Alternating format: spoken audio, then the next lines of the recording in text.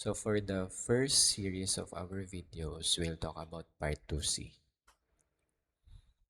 So yung Part 2C is one of the 6 topics sa Part 2 ng CMA exam. And for those who are planning to take the CMA exam, ang CMA exam kasi is nahati sa dalawang parts. Yung Part 1, which is the Financial Planning, Performance, and Analytics. So meron niyang 6 na topics. And yung 6 na topics na yan, meron niya mga subtopics. Yung part 2 naman, which is the Strategic Financial Management, meron din siyang 6 na topics. And those 6 topics, meron din mga subtopics. Okay? So, for this video series, we will first talk about the one of the topics in part 2, which is the business decision analysis. Yung part 2 na to, part 2C, ay 25% of the exam in part 2. So, this is divided into 3 subtopics. So, yung first subtopic is the cost, volume, profit analysis. Yung pangalawang second subtopic is marginal analysis. And yung third subtopic is pricing decision or analysis. Okay. So for this first series of videos, we will first talk about the topic 1, which is the cost, volume, profit analysis. And for CMA exam, it is important for the exam or for the candidate to go through the learning outcome statements or yung LOS. Yung LOS na to is the syllabus for the exam. Okay? So ito ay official na in-issue ng Institute of Management Accountants for the CMA exam. Okay? So ito ay importante because they are strictly following this syllabus. Kung ano yung mga naka-indicate dito na maiko-cover ng exam, yun yung kino-cover nila sa examination, yung mga tinatanong nila. Unlike sa CEPALE na medyo hindi strict in terms of following the syllabus. Okay? So, for learning outcome statement, ito yung dapat na alam natin.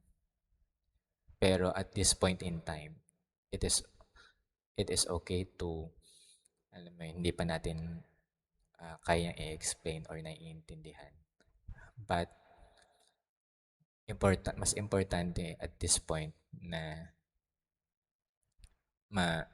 magiging aware tayo on kung ano yung ma-anticipate nating aaralin natin for this topic. Okay? So, for topic 1 of part 2C, yung CVP analysis, we have 12 learning outcome statements from A to L. So, kung hindi man natin maiintindihan, so by end of the videos or pagka nag-aaral kayo nagre-review kayo, dapat after nyo ma-review tong topic na to, dapat na kaya nyo na i-explain or kaya nating naiintindihan natin yung nandito sa learning outcome statements. Okay? So, ngayon, kung hindi pa natin kayang i-explain to, importante, i-pick na lang natin yung mga word or words na medyo hindi tayo familiar. And by end of the series videos for this topic, dapat kaya na natin siya explain. Okay?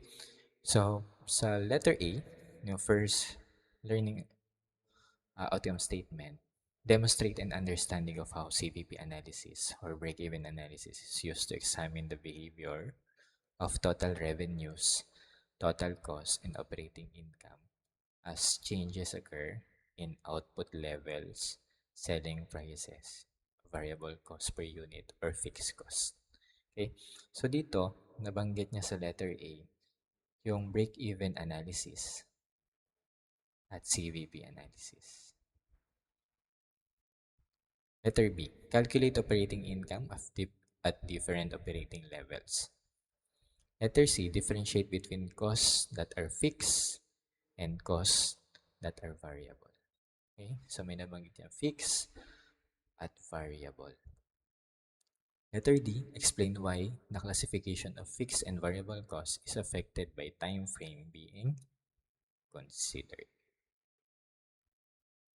Letter E, calculate the contribution margin per unit and total contribution margin. So dito sa letter E, may nabanggit yan, margin, contribution margin. And letter F, calculate the break-even point. Letter G, demonstrate an understanding of how changes in unit sales mix affects operating income in multi-product situations. Meron na banggit, multi-product situations. Calculate multi-product break-even point. Given percentage share of sales and explain why there is no unique break-even point in multi-product situation. Letter I, define, calculate, and interpret the margin of safety. Letter J, and margin of safety and margin of safety ratio. Letter J, explain how sensitivity analysis can be used in CVP analysis when there is uncertainty about sales. Letter K, analyze and recommend a course of action using CVP analysis. And lastly, letter L, demonstrate an understanding of the impact of income taxes on CVP analysis. Okay, from those learning outcome statements, nag-pick tayo ng mga words that are unfamiliar to us. And hopefully, after we review or we read the topic, mas may intindihan na natin siya, mas clear siya sa atin. So, letter A, CVP analysis and break-even analysis. So, i-bullet lang natin or sulat lang natin. CVP analysis or the break-even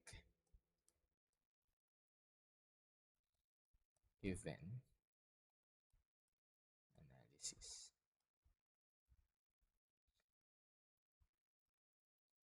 Next, fixed and variable cost. Fixed and variable cost. Contribution margin at break-even point. So we have here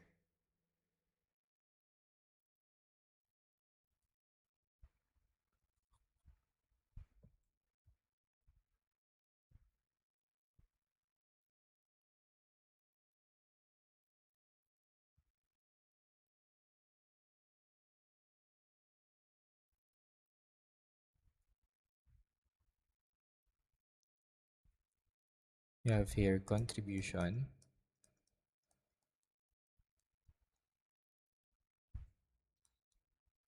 margin, break-even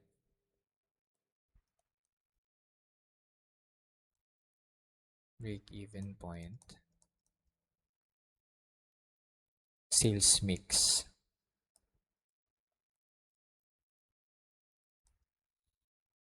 and multi-product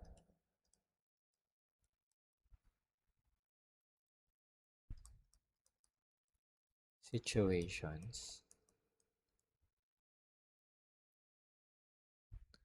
Margin of safety and sensitivity analysis.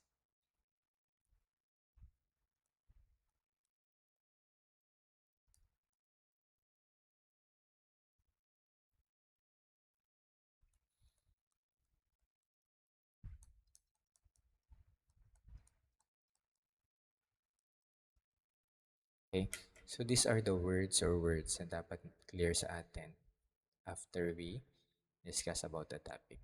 And pag binalikan natin itong learning outcome statements, dapat mas clear na sa atin.